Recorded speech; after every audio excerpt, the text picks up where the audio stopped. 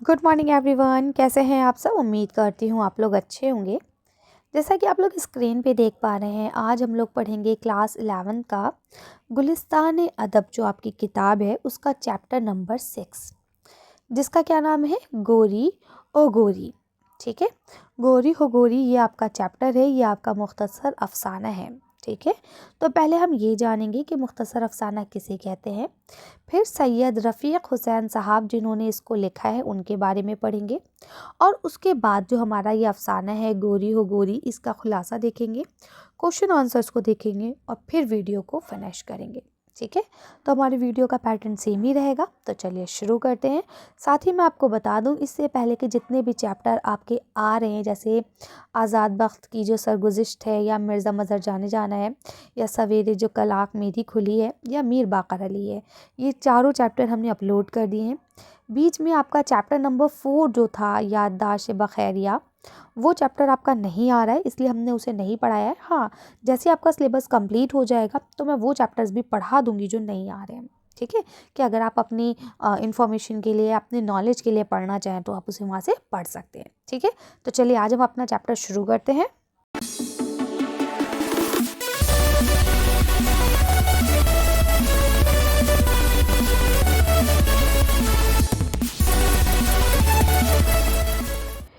मुख्तसर अफसाना।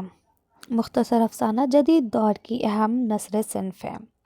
इसके ज़रिए किसी शख्स की ज़िंदगी की एक अहम पहलू या किसी वाक़े का बयान इस तरह किया जाता है कि पढ़ने वाले के दिलो दिमाग पर इसका गहरा असर पड़े।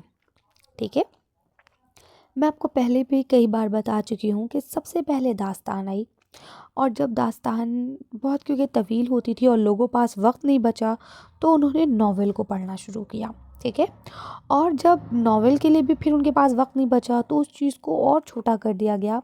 वो क्या कहलाया? मुख्तसर अफसाना कहलाया। ठीक है, ये तीनों एक के बाद एक के बाद एक आए हैं, तीनों सेम ही चीज़ है। ठीक है, बस थोड़ा सा तवालत और हकीकत का फ़र्क होता है। मुख्तसर अफसाना बिल्कुल रियल लाइफ पे बेस्ड होता है, जबकि नावल या दास्तान जो है ऐसी बातों पे भी बेस्ड होती है जो रियल लाइफ में नहीं है। ठीक है, लिखते हैं। अफसाने की मुतादाद तारीफ़ें की गई हैं, यानी बहुत सारी तारीफ़ें उसकी की गई हैं। एक नक़ाद का कहना है कि अफसाना ऐसी नसरी कहानी है जो एक ही नशिस्त में पढ़ी जा सके, यानी एक ही बैठक में आप एक बार बैठें और उसे पूरा पढ़ लें। ठीक है, और एक और नक़ाद का कहना है कि अफसाना उन कहानियों से बिल्कुल मुख्तलिफ है जो इत्तेफाक से कहानियों के अलावा मुख्तसर भी होती हैं। ठीक है, यानी ये एक आपकी ज़िंदगी के हकीकी वाक़े को पेश करता है। ठीक है, ऐसा वाक़या जिससे सामने वाला मुतासिर हो। ठीक है, लिखते हैं। ये कहानी की एक वाज़ेह और फ़नी सूरत है। इजाज़ और इख्तिसार, जिद्दत, फ़नी हुस्न और तख़य्युल की चाशनी इसकी इम्तियाज़ी ख़ुसूसियात है। ठीक है, अफ़साना सीधा साधा कहानी नहीं, बल्कि ऐसी फ़नी तख्लीक है जिसमें फ़नकार के इरादे और हिकमत को दखल होता है। यानी वो सीधी सीधी कहानी नहीं है, बल्कि ये है तो एक हकीकत कहानी, लेकिन इसे कहानी के अंदाज में पेश किया जाता है। ठीक है, इसमें थोड़ा सा अपने आप उतार चढ़ाव, हंसी मजाक हम इंक्लूड कर सकते हैं। ठीक है, किसी मखसूस वाक़े या सूरत हाल या किसी मखसूस किरदार का नक्शा इस तरह उभारा जाता है कि प्लाट यानी वाक़यात की तरतीब और तनज़्ज़ुम पढ़ने वाले को मुतासिर कर सके। यानी इसमें ऐसे होगा कि जिससे पढ़ने वाला मुतासिर हो, है ना, उसके ऊपर उसका कोई असर हो कि हाँ भाई, अगर हमने ये पढ़ा है तो इससे हमें कुछ सबक मिलता है ना, कोई चीज़ हम सीख रहे हैं, कुछ नया हमें पता चल रहा है। राइट, आगे चलते हैं। अफ़साने के माहिरों ने इसकी जो तारीफ़ें बयान की हैं, उनसे वाज़ेह होता है कि अफ़साना बयानिया तख्लीकी तहरीक है। ठीक है, यानी बयानिया है, इसमें क्या है, किसी चीज़ को, किसी वाक़े को क्या किया जाता है? बयान किया जाता है। ठीक है, इसमें कहानियाँ होती हैं जनरली, लेकिन वो कहानियाँ कौन सी होती हैं? जो रियल लाइफ की होती हैं। ओके, आगे चलते हैं। देखिए, लिखते हैं। अफ़साने में किसी एक किरदार या किरदारों की एक मखसूस गिरोह के नक़ूश या ज़हनी कशमकश को नुमाया किया जाता है। ठीक है, यानी कोई एक पर्टिकुलर बंदा या उसका पूरा ग्रुप, हम उसको क्या उसके दिमाग में क्या चल रहा है, या उसके साथ क्या गुजरा है, या उसके ऊपर क्या बीती है, इस चीज़ को हम लिखते हैं। आगे। अफ़साने में वाक़यात की तफ़सील, किरदारों की गुफ्तगू और मंज़र और माहौल, ठीक है, कि क्या मंज़र है, क्या माहौल है, उसको भी क्या करा जाता है, बड़ी नपी-तुली अंदाज़ में पेश किया जाता है। ठीक है। हर अफ़साने के लिए प्लॉट, किरदार और ज़मान मकान लाज़मी जुज़ की हैसियत रखते हैं। इसी लिहाज से अफ़साने की किस्म भी अफ़साने के अक़साम भी बयान किए गए हैं, यानी प्लॉट का अफ़साना या किरदार का अफ़साना या फिर मंज़र का अफ़साना। ठीक है। अब देखिए क्या होता है, कई बार कोई भी आप अफ़साना लिखेंगे तो सबसे पहले प्लॉट होगा, यानी उसकी कहानी होगी, उसमें किरदार होंगे, फिर उसका ज़माना कौन से ज़माने में है ना, क्या उसकी वो है, वो सारी चीज़ें भी दिखाई जाएंगी। तो इसीलिए कहते हैं कि हमने क्या कर दिया है, अफ़साने को इसी लिहाज से डिवाइड भी कर दिया है कि अगर कोई ऐसा अफ़साना है जिसमें प्लॉट यानी कि उसके माहौल जो स्टोरी है उस पर फोकस किया गया है, तो हम उसे कहते हैं कि भाई ये अफ़साना कैसा है, प्लॉट का अफ़साना है। ठीक है। अगर कोई ऐसा अफ़साना है जिसमें हमें कोई पर्टिकुलर किरदार के ऊपर फोकस किया गया है, ठीक, तो हम क्या कहते हैं कि किरदार का अफ़साना है। ठीक है। ऐसे अगर कोई मंज़र को दिखाने की कोशिश की गई है तो हम उसे कह देते हैं मंज़र का अफ़साना है। ठीक है। आगे चलते हैं तो लिखते हैं, अफ़साने की कामयाबी के लिए कुछ नाक़दीन अफ़साना निगार के नुक्ता नज़र को भी अहम करार देते हैं कि इंसान का जो नुक्ता नज़र है वो भी अहम होना चाहिए। लिखते हैं, अफ़साना निगार के उसलूब में रज़्म, किनाया और तासीर को भी ज़रूरी समझा गया है। ठीक है। ये सारी चीज़ें भी उसमें होना चाहिए। उसका लिखने का तरीका अच्छा होना चाहिए, है ना, बात कर किस अंदाज से लिख रहा है, किस ढके छुपे अंदाज में बोल रहा है, और बाद में उसका हमारे ऊपर यानी कारी के ऊपर क्या असर पड़ रहा है, ये सब इम्पॉर्टेंट पहलू हैं। ठीक है। आगे लिखते हैं, उर्दू में मुख्तसर अफ़साने का आगाज़ 20वीं सदी से के साथ हुआ। हिंदुस्तान में कथा कहानी का रवाज तो सदियों पुराना था। इसी तरह अरबी और फ़ारसी में दास्तान और क़सस की रवायत मिलती है, लेकिन मुख्तसर अफ़साने के सिर्फ उर्दू में मगरिब के असरात की देन है। उर्दू में सबसे पहले प्रेमचंद और यलदरम ने अफ़साने लिखे। इनके फ़ौरन बाद कई अफ़साना निगार मुख्तलिफ़ तर्ज़ों में नुमाया हुए, मसलन अहमद अकबर आबादी, नियाज़ फ़तेहपुरी, हिजाब इम्तियाज़ अली वग़ैरह ने उर्दू अफ़साने को नई जहत अता की। देखते ही देखते अफ़साना उर्दू फ़िक्शन की मकबूल तरीन सिन्फ़ बन गया। 1936 में तरक्की पसंद तहरीक का आगाज़ हुआ। ठीक है। अच्छा, आप देखते कहते हैं कि 20वीं सदी की इब्तिदा है, यानी ये 1900 में स्टार्ट हुआ है। ठीक है। इसके बाद कहानियाँ तो पहले से ही सुनी जा रही थी। ठीक है। अरबी फ़ारसी में भी दास्तानें और क़िस्से हुआ करते थे। ठीक है। लेकिन मुख्तसर अफ़साना जो है वो मगरिब के असरात से यहाँ आया है, क्योंकि वो शॉर्ट होता है, और सबसे पहले प्रेमचंद ने और सज्जाद हैदर यलदरम ने अफ़साने लिखे। ठीक है। और उसके बाद बहुत सारे अफ़साना निगार सामने आए जो पर्टिकुलर मतलब उन्होंने अफ़साने लिखे हैं, लेकिन उनके अफ़साने बिल्कुल नए हैं। जैसे कोई चीज़ नई होती है ना, तो उसमें कुछ अधूरापन होता है, वो चीज़ें भी उसमें देखने को मिलती हैं।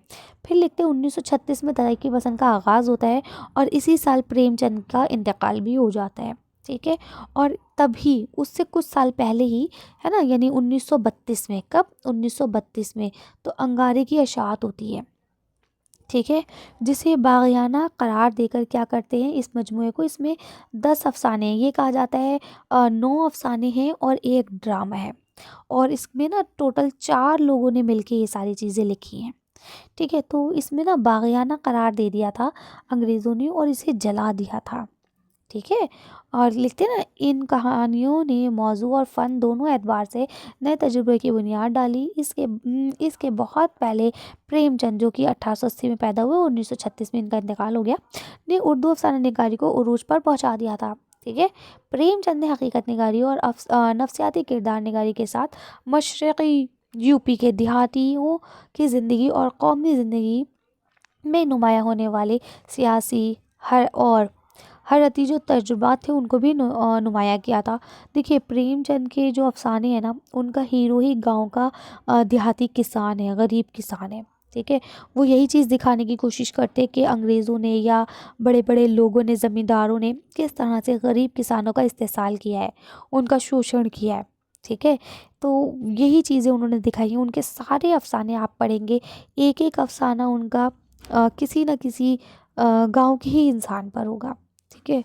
और आपको पढ़ने पर ये बिल्कुल एहसास हो जाएगा कि ये बिल्कुल हकीकत है। ठीक है। चंद ही बरसों में सादत हसन मंटो, कृष्ण चंद्र राजेंद्र सिंह बेदी, अस्मत चुगताई, गुलाम अब्बास, अहमद नदीम कासमी, बलवंत सिंह के हाथों उर्दू अफ़साने ने बहुत तरक्की की। ज़िंदगी के गो मसाइल और मौज़ूआत पर लिखे जाने लगे। ठीक है, इतने ढेर सारे लोग आए जो वाकई एक बहुत अच्छे अफ़साना निगार माने जाते हैं, है ना। और ये तकरीबन सारे मेरे फेवरेट भी हैं, है ना। ये इनको आप पढ़ेंगे तो आपको वाकई ज़िंदगी की ना अक्कासी दिखेगी कि उस दौरान ज़िंदगी कितनी मुश्किल थी, या जो अमीर लोग होते थे वो किस तरह से गरीबों का फ़ायदा उठाते थे, किस तरह से उन्हें नुकसान पहुंचाते थे। ये सारी चीज़ें इन्होंने देखी हैं। ठीक है, लिखते हैं ज़िंदगी के हर छोटे बड़े मौज़ूआत पर अफ़साने लिखे जाने लगे। लिखते हैं साथ ही इसके साथ साथ इंसानी दोस्ती, समाजी इस्लाह और कौमी शऊर के इजहार का चलन भी आम हो गया, क्योंकि हमें 1947 से पहले क्या चाहिए थी, आज़ादी चाहिए थी। ठीक है, और ये सब शुरू कब हो गया, 1936 से। ठीक है, 1936 के बाद से लेके यहाँ तक पहुँचते पहुँचते ज़्यादातर आपके अफ़साने इसीलिए मिलते हैं कि भाई हमें अंग्रेज़ों से आज़ादी चाहिए है, अंग्रेज़ यहाँ से जाएं। ठीक है, और जब 1947 के बाद हमारा हिंदुस्तान और पाकिस्तान बढ़ गया था, ठीक है, तो फिर हमारे ज़्यादातर अफ़साने उसी मौज़ूआत पे मिलते हैं कि किस तरह से फ़साद हुए, किस तरह से खामोखा में कत्ल गारत हुई, जिसकी ज़रूरत नहीं थी वो चीज़ें भी हमने सही हैं, है ना। क्या ज़रूरत थी लड़ाई झगड़ा करने की, आराम से भी बातें हो सकती हैं। और मैंने तो ये सीखा है हमेशा कि लड़ाई झगड़ा तो कभी किसी चीज़ का हल हो ही नहीं सकता, है कि नहीं। चलिए आगे चलते हैं। आज़ादी के बाद उभरने वाले अफसाना निगारों में क़ुर्रतुल ऐन हैदर नुमायाँ हैसियत रखती हैं। 1960 के लगभग उर्दू में अलामती अफसाने निगारी का आगाज़ होता है। अब ये अलामती, तजरीदी, ये सब क्या है, ये आप लोग आगे जब पढ़ेंगे इंशाल्लाह तब आपको पता चल जाएगा। अभी आपको इसमें ज़्यादा दिमाग लगाने की ज़रूरत नहीं है। ठीक है, बस इतना समझ लीजिए कि अलामती अफसाना या तजरीदी अफसाना, ये अफसाने की अलग अलग किस्में हैं। ठीक है, लिखते हैं इस रंग के नुमाइंदा अफसाना निगार में इंतज़ार हुसैन, सुरेंद्र प्रकाश, अनवर सज्जाद, है ना, बिलराज, आपके मीनरा है, खालिदा है, हुसैन है, ये सब है। हकीकत निगारी की रवायत को आगे बढ़ाने वालों में हयातुल्लाह अंसारी, ख्वाजा अहमद अब्बास, अहमद नदीम कासमी, शौकत सिद्दीकी, है ना, अशफाक अहमद, रामलाल और जोगिंदर पाल काबिल ज़िक्र हैं। नई नस्ल के कई अफसाना निगारों ने बराह रास्त तर्ज बयान के बजाय अलामती तर्ज बयान को तजरीदी है यानी फ़ोक़ियत दी है। ठीक है, लेकिन अलामती और तजरीदी अफसानों की मकबूलियत अब पहले जैसी नहीं रही। ठीक है, इसको पहले ज़्यादा इम्पोर्टेंस मिली थी, अब नहीं मिली। ठीक है, आज जिन हम अफसाना निगार का अफसाना पढ़ेंगे वो कौन है, वो है आपके सैयद रफ़ीक हुसैन, जो कब पैदा हुए थे, 1894 में पैदा हुए थे और 1946 में उनका इंतकाल हो गया था। लिखते हैं सैयद रफ़ीक हुसैन लखनऊ के रहने वाले थे। मुलाज़मत के सिलसिले में हिंदुस्तान के मुख्तलिफ़ मकामात पर क़याम पज़ीर हुए, यानी अलग अलग जगहों पे उन्हें रहना पड़ा। शिकार के बड़े शौकीन थे। शिकार खेलने के साथ साथ हैवानों की फ़ितरत का मुताला करना उनका दिलचस्प मशग़ला था। ठीक है, यानी उन्हें शिकार खेलना पसंद था। अब शिकार जब खेलेंगे तो जानवरों का ही तो शिकार खेला जाएगा। ठीक है, अब जानवर अपना ज़िंदगी कैसे गुजारते हैं इसके बारे में उन्हें जानना बहुत पसंद था। उन्होंने जानवरों की नफ्सियात पर कई अफ़साने और मज़ामीन कलम बंद किए जो अपनी नौइयत के एतबार से मुख्तलिफ और मुनफरद हैं। ठीक है, यानी उन्होंने जानवरों की नफ्सियात के, जानवर क्या सोचते हैं, ठीक है, कैसे कैसे जानवर हो सकते हैं और जानवरों की क्या थिंकिंग होती है, कौन सी सिचुएशन में जानवर क्या करता है, इसके बारे में उन्होंने बहुत सारी चीज़ें लिखी हैं, पढ़ी हैं। ठीक है, उनके अफ़सानों के दो मजमू हैं, आईनाए हैरत और दूसरे का क्या नाम है, शेर क्या सोचता होगा। ठीक है, शाया होकर काफ़ी मकबूल हुए हैं। उनकी कहानियाँ जानवरों की फ़ितरत और मजाज की अक्कासी करती हैं। ठीक है, कि जानवर की क्या फ़ितरत है। जैसे अब शेर है, कहते हैं अगर आप शेर को पालतू भी करेंगे ना तो वो एक दिन आपका पैर चाटते चाटते अगर आपके तलवे से खून निकला तो वो आपको खा जाएगा, है ना। वो आपसे कभी भी वफ़ादारी नहीं कर सकता। ठीक, वहीं अगर आप डॉगी की बात करें तो कहा जाता है कि डॉगी से ज़्यादा वफ़ादार जानवर हो ही नहीं सकता, है ना। तो अगर आप सांप है, सांप को आप कितने ही दूध पिला लें, फाइनली वो आपको ही काट के जाएगा। तो ये सब क्या है, ये जानवरों की फ़ितरत और उनका मजाज है। यही चीज़ें उन्होंने क्या करा है, अच्छे से एनालाइज करी हैं और उन्हें अपने अफसानों में लिखा है। ठीक है, आगे चलते हैं। रफ़ीक हुसैन के अफ़सानों में मनाज़िर फ़ितरत की ऐसी हसीन और सच्ची तस्वीर मिलती है जिनकी नज़ीर उर्दू में कहीं नज़र नहीं आती। नज़ीर मतलब क्या होता है, उनकी मिसालें, ठीक है, उनकी मिसाल उर्दू में कहीं और नज़र नहीं आती है। और इनका एक कहते हैं ना, एक अलग पैटर्न था, इन्होंने बिल्कुल अलग चीज़ पे तबाह आजमाई किए, एनिमल्स पे। ठीक है, आगे चलते हैं। और एनिमल्स के बारे में बताएंगे तो फितरत यानी नेचर के बारे में तो बताना ही पड़ेगा। ठीक है, लिखते हैं, अल्फाज की सूती आहंग से तासुर पैदा करने में रफ़ीक हुसैन को कमाल हासिल था। मुख्तलिफ जानवरों की आवाज़ें, परिंदों की बोलियाँ, पानी से बहने का शोर, हवा के चलने की धीमी और तेज़ आवाज़ें, जंगल की साएँ सब कुछ उनके अफसानों में मौजूद है। ठीक है भाई, जो इंसान जिस चीज़ का मुताला करता है वो उसमें काफ़ी माहिर हो जाता है ना। तो जब वो जानवरों के साथ रहना पसंद करते हैं, नदियों में, पेड़ पौधों में, जंगलों में रहना पसंद करते हैं, तो उन्हें हर चीज़ की आवाज़ का पता है ना, कौन सी आवाज़ कैसी है। तो ये चीज़ें उनके वहाँ देखने को मिलती हैं। ठीक है, आगे चलते देखिए, लिखा मौजू अल्फाज के तौर से रफ़ीक हुसैन अपने कारी को जंगल की दुनिया में ले जाकर तमाम आवाज़ें सुनाते हैं। ठीक है, वो अपनी क्या करते हैं, जंगल की दुनिया में अपने कारी को ले जाते हैं। गोरी हो गोरी एक गाय की कहानी है जो उनके अफसानवी मजमूए शेर क्या सोचता होगा से माखूज है। इस अफसाने का बुनियादी किरदार गोरी नाम की एक गाय है, ठीक है, जो वफादारी और एसियार का पैकर है। रफ़ीक हुसैन ने उसे सैलाब के पस मंज़र इस तरह उभारा है कि वो मोहब्बत और ममता की अलामत बनकर दिल पर असर करती है। ठीक है, आज जो हमारा अफसाना है गोरी हो गोरी, ये गाय पर बेस्ड है। ठीक है, हम पूरा अफसाना नहीं पढ़ेंगे, हम उसका सिर्फ खुलासा पढ़ेंगे। अफसाना इंशाल्लाह फिर हम कभी पढ़ेंगे जब हमारे पास फुर्सत होगी और हमारे एग्ज़ाम हो चुके होंगे आराम से, है ना।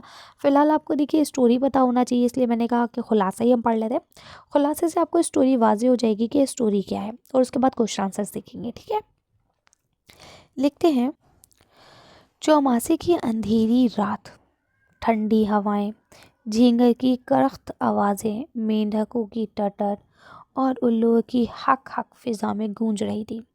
अभी देखिए आपने पढ़ा कि वो क्या करते हैं, हर चीज़ की आवाज़ जानते हैं, है ना। चौमासे की अंधेरी रात थी यानी रात में चांद नहीं था, ठंडी हवाएं चल रही थी, झींगर की आवाज़ें सुनाई दे रही थी, मेंढक की आवाज़ें देखिए टटर, उल्लू की आवाज़ देखिए हक हक, यानी उन्होंने हर तरह की आवाज़ बता दी। बसंती अपनी 8 साल बेटी रमकलिया के साथ लेटी हुई थी। ठीक है, बसंती अब एक औरत है जो अपनी 8 साल की बेटी के साथ लेटी है। उल्लू की आवाज़ से डर कर बसंती ने घबराकर माधव को उठाया और उससे कहा घर में पानी भर गया है। अब माधव कौन है, बसंती का हस्बैंड है। ठीक है, अब वो उसे जगा रही है और कह रही है देखो घर में क्या है, पानी भर गया है, बेका और रामकलिया को जगा लो। माधव आंखें मलते हुए उठ बैठा तो उसने घर में पानी भरा देखा और हैरत से बोला, अब क्या गांव के लोग हैं तो गांव वाले ही लफ्ज़ बोलेंगे, क्या बोलेंगे, जो कहो अरे, यानी अरे ये क्या हो गया। ठीक है, आगे चलते हैं। दोनों बच्चे, अब 2 बच्चे हैं, एक का क्या नाम है भीका और दूसरे का क्या नाम है रामकली। ठीक है, रामकली भी जाग गए, दूध पीता बच्चा भी जागकर रोने लगा, यानी उनके 3 बच्चे हैं। ठीक है, माधव उसे डांट कर चुप कराने लगा।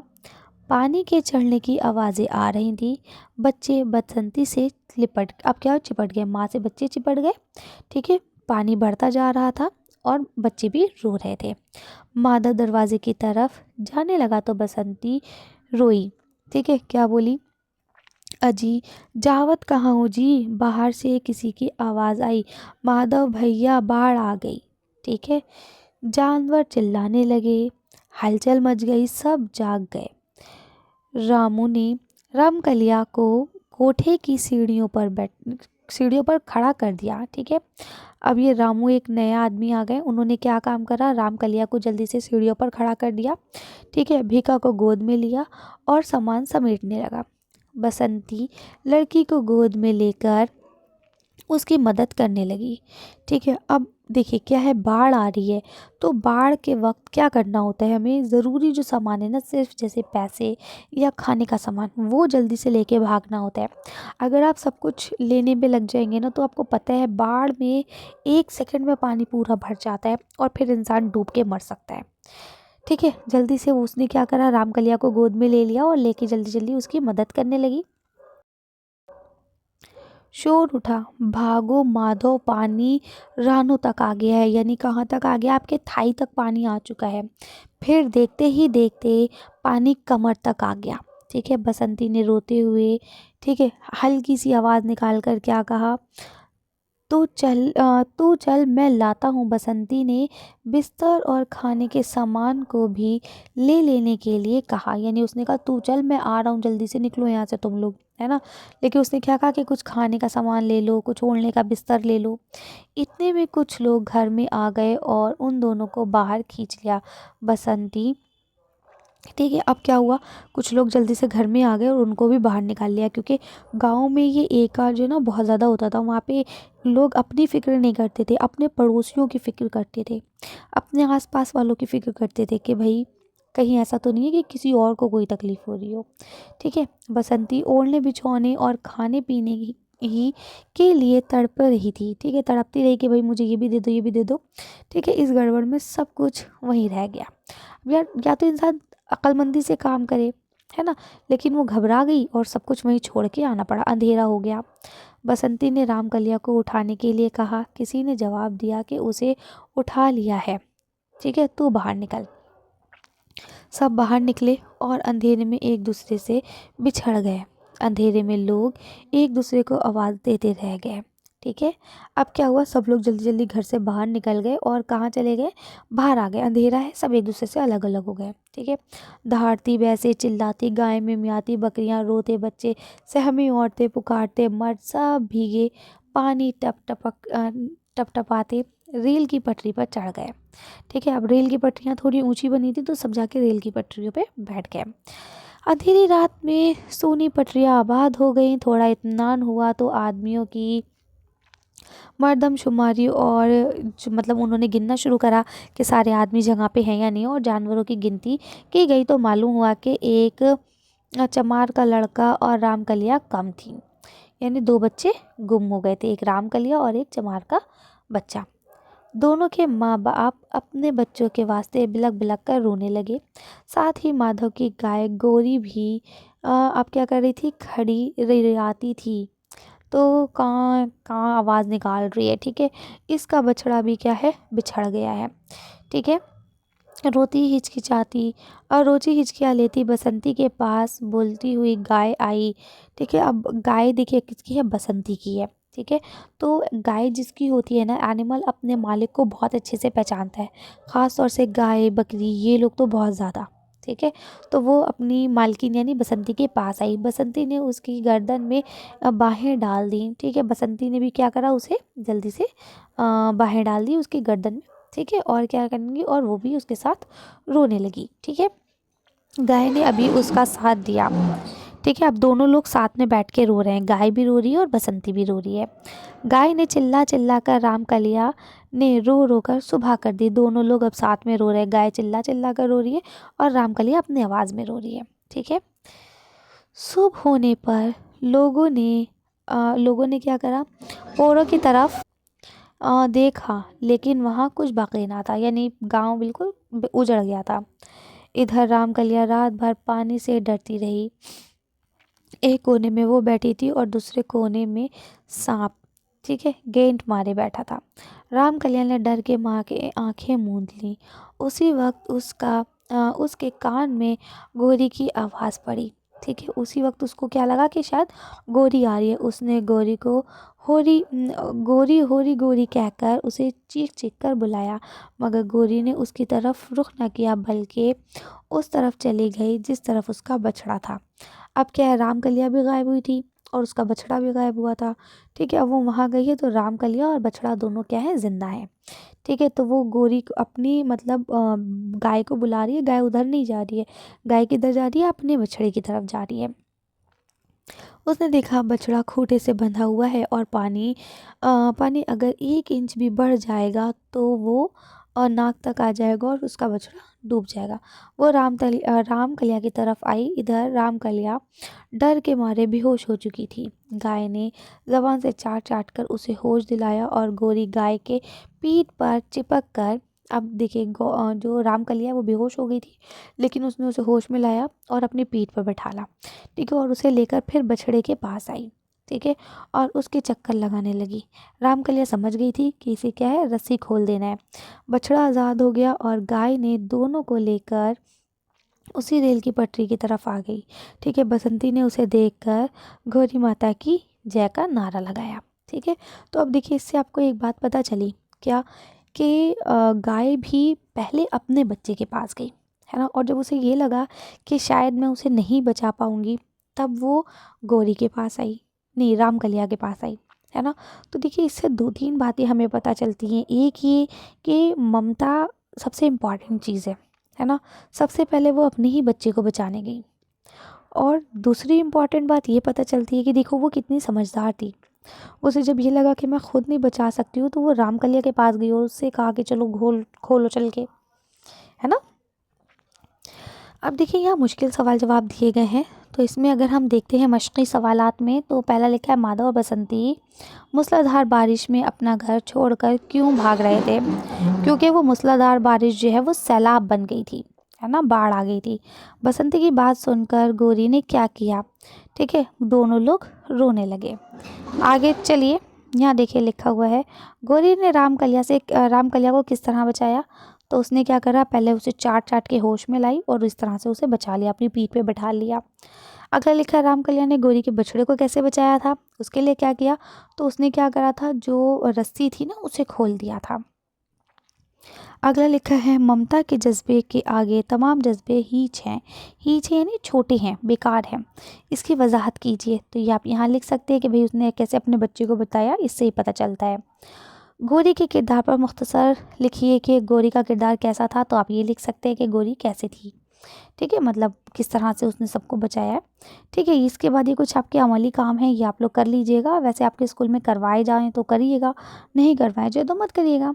ठीक है, तो ये आप लोग कर लीजिएगा। मिलते हैं नेक्स्ट वीडियो में। ये इतना उम्मीद करती हूँ सारी चीज़ आपको क्लियर हो गई होंगी। कोई डाउट हो, कोई कन्फ्यूजन हो तो आप लोग मुझसे पूछ सकते हैं। Thank you for watching.